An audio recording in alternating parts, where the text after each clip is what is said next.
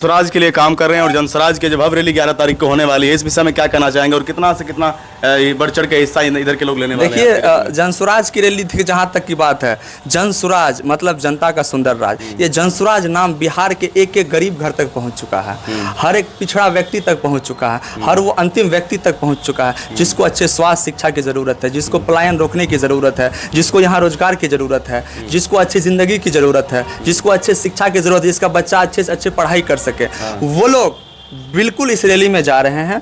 और पटना के इतिहास में पहली बार ऐसी रैली हो रही है। आपको मैं बता दूं कि आप 11 अप्रैल को देख लेंगे कि पूरा पटना पीला पीला नजर आएगा। शोर बाजार पर खड़े से कितना लोग ले जाने वाले जी, हम लोग का फैक्ट है कि शोर बाजार से हम लोग 5000 प्लस लोग जा रहे हैं और मजबूती के साथ जा रहे हैं और जनस्वराज के लिए जा रहे हैं। आप लोग युवा हैं और खास करके राजनीतिक में जब कोई नई पार्टी जब से प्रशांत किशोर जी आए हैं तब से कह रहे हैं कि युवाओं को राजनीतिक क्षेत्र में आना चाहिए और आप लोग आ भी रहे हैं, बढ़ चढ़ के हिस्सा भी ले रहे हैं। और जनस्वराज में जितने भी कार्यकर्ता हैं और जितने भी इसके उम्मीदवार हैं सब युवा हैं।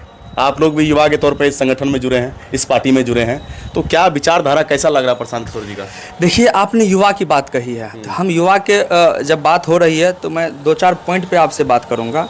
वो हमारा 2-4 पॉइंट ये है। और युवा की जब बात आ रही है तो आपको अभी तक आप बिहार में जो युवा की आप बात चल रही है, इसमें देखते हैं रामविलास पासवान जी का बेटा चिराग पासवान, वो अपनी पापा के विरासत पे राजनीतिक कर रहे हैं।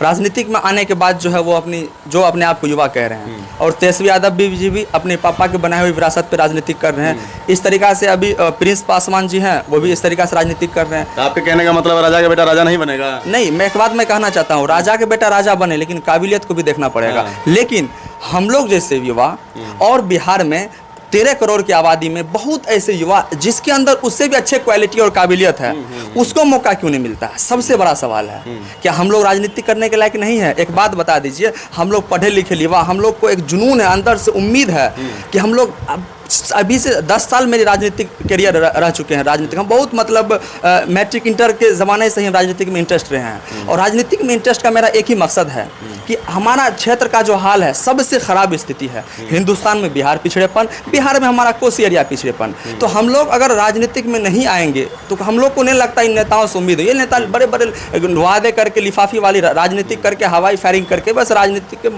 बोली से मुँह से जितना इन लोग का गोली मुँह से सुन लीजिए राजनीतिक की बात, और अच्छे अच्छे मीठे मीठे बात करेंगे। 25 के चुनाव आ रहा है, बिल्कुल देख लीजिएगा, एक से एक वादे करेंगे, लेकिन एक भी वादे ये लोग का सरजमीन पे पूरा नहीं होने वाला है। वादे का जैसे आप वादे की बात कर रहे हैं, प्रशांत किशोर जी भी 5 वादे कर रहे हैं, तो क्या क्या वादा किए हैं उन्होंने और क्या लगता है कि पूरा हो पाएंगे उनके 5? देखिए, प्रशांत किशोर जी के वादे में एक बात है, सच्चाई दिखती है।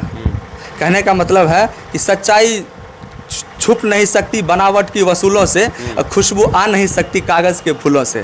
तो प्रशांत किशोर में वो सच्चाई है कि जो आदमी जिसकी ज़िंदगी लाखों करोड़ों कमाए और बहुत सारे नेता मंत्री, यहाँ तक कि प्रधानमंत्री जी के लिए, 10 राज्यों मुख्यमंत्री जी के लिए काम करे, वो चाहते तो आराम से अपनी ज़िंदगी को ऐशमौज से जी सकते थे, लेकिन वो अपनी ऐशो इशरत की ज़िंदगी, वो ऐशो आराम की ज़िंदगी को छोड़ करके और बिहार के पगडंडियों में, बिहार के ऐसे रास्ते में चल रहे हैं जहां चलना आजकल लोगों को, आज आम लोग को दुश्वार हो सकते हैं, वो इंसान चल रहे हैं और ऐसा वादा कर रहे हैं जो वादा पूरा हो सकता है। ऐसे कोई लिफाफी वाली बात नहीं हो रही। प्रशांत जो एक बात बहुत चर्चा में है, वो कहते हैं कि 2000 हम पेंशन के रूप में जो है बुजुर्गों को देंगे।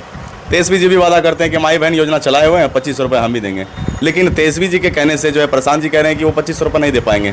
क्या लगता है, प्रशांत जी 2000 दे पाएंगे पेंशन के? देखिए, प्रशांत जी इसीलिए दे पाएंगे और तेजस्वी जी इसीलिए नहीं दे पाएंगे, इसमें एक फैक्ट है।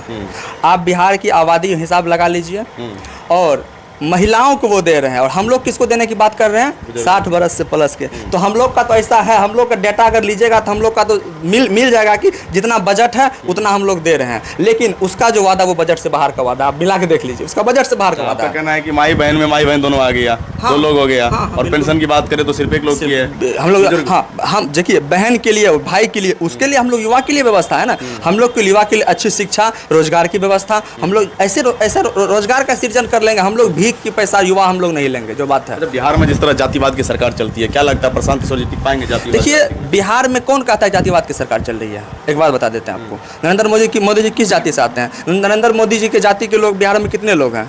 नीतीश कुमार के जाति के लोग कितने लोग हैं बिहार में? तो फिर नरेंद्र मोदी के नाम पे बिहार में क्यों राजनीतिक हो रही है? बिहार में राजनीतिक होता है, जैसे आरजेडी का दबदबा कुछ और है, जेडीयू का दबदबा कुछ और है।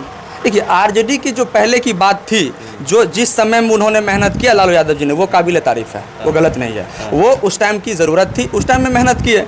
लेकिन अभी समय के साथ साथ आपको अभी के जो स्थिति परिस्थिति है उसको देख करके आपको चलना पड़ेगा। अभी नीतीश कुमार का आप देख लीजिए, बिल्कुल बौना बने बैठे हुए हैं। जो है वक्फ बोर्ड के खिलाफ, वक्फ बोर्ड का नाम सुने होंगे, काफी चर्चा में। बिल्कुल काफ़ी चर्चा में है। इसके विषय में क्या बोलना चाहेंगे? इसके विषय में पार्टी क्या इसमें विचारधारा? देखिए, जनसुराज वक्फ बोर्ड पे साफ क्लियर है कि वक्फ संशोधन बिल के जब लाने की बात चल रही थी, उसी टाइम से प्रशांत किशोर जी इस बिल के खिलाफ है। इसीलिए खिलाफ है कि संविधान में आर्टिकल 25 से 28 तक जो आदमी की जो धार्मिक स्वतंत्रता यानी मौलिक अधिकार, 11 से 34 तक जो संविधान के आर्टिकल है, ये मौलिक अधिकार में आते हैं। और धार्मिक स्वतंत्रता ये 25 से 28 तक है। धार्मिक स्वतंत्रता का उल्लेख किया गया है।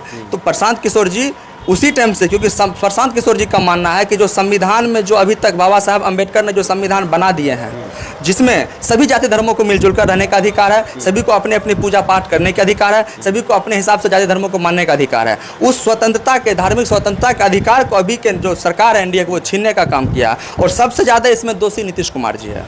इस वक्फ बिल में अगर पास होने की सबसे ज़्यादा दोषी है नीतीश कुमार जी है, चिराग पासवान जी है, जयंत चौधरी जी हैं, उसके बाद चंद्रबाबू नायडू जी हैं। और आने वाले समय में अभी तो आप देख ही रहे हैं, अभी आप फेसबुक खोलते रहिए, हमने भी बहुत सारा पोस्ट देखा। फेसबुक अभी आप खोलते रहिए, किसी सोशल मीडिया में जेडीयू में जो है झड़ी बिल्कुल लग गई है नेताओं की इस्तीफा की, क्योंकि नीतीश कुमार छला है और बिहार के मुसलमानों की वोट का जो है सौदा किया नरेंद्र मोदी जी से।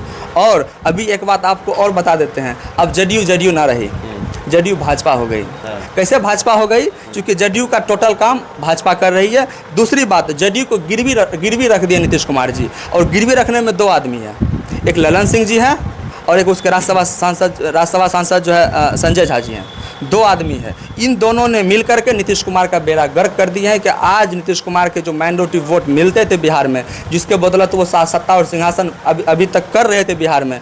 एक बात आप क्लियर मान लीजिए, प्रशांत किशोर जी जो कहे थे वो बिल्कुल आपको जितना ज़्यादा सबूत दिख रहा है कि 25 में नीतीश कुमार जी मुख्यमंत्री बिहार के नहीं बनेंगे।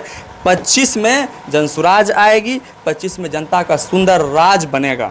मैं एक शायरी के साथ आपको कहना चाहता हूँ कि कौन कहता है आसमां में सुराग नहीं होती, कौन कहता है आसमां में सुराग नहीं होती, एक पत्थर तो तबीयत से उछालो यारो। एक शायरी में और कहना चाहूँगा, मेरी मंजिल मेरा हौसला देखकर डर मुझे भी लगा मेरा फैसला देखकर। मेरी मंजिल मेरा हौसला देखकर डर मुझे भी लगा मेरा फैसला देखकर, पर मैं बढ़ता गया रास्ता देखकर, खुद ब खुद मेरे नज़दीक आती गई मंजिल मेरा हौसला देखकर। ये जनसुराज के लिए है, मंजिल खुद ब खुद हम लोग को नज़दीक आ रही है। क्योंकि हम लोग को भी शुरू में जो ज्वाइन किए थे लग रहा था देखते हैं क्या होता है, लेकिन प्रशांत किशोर जो स्टैंड किए और हम लोगों को वो स्टैंड बहुत अच्छा लगा। और आखिरी दम तक लड़ाई लड़ते रहेंगे जब तक हम लोग बिहार में अच्छी व्यवस्था ना बदल देंगे, चाहे वो 5 साल लगे, 10 साल लगे, 2 साल लगे, 1 साल लगे, हम लोग हटने वाले नहीं हैं। हम लोग डट गए हैं और डट के सामना करेंगे चोर बेईमान मक्कारों से। इन बिहार में जो अभी तक में राजनीतिक में जिन्होंने लूटा है, सबका हिसाब होगा 25 में, 2025 और राजनीतिक का हिसाब होगा उन नेताओं का जिन्होंने अभी तक बिहार को बेरागर करने में अपने साथ दिया है। चलिए, तो हमारे साथ अफसर रैन जी, और काफ़ी चर्चा हुई जनसुराज के पार्टी को लेकर। इसी तरह हमारे वीडियो को देखते रहिए। जय बिहार।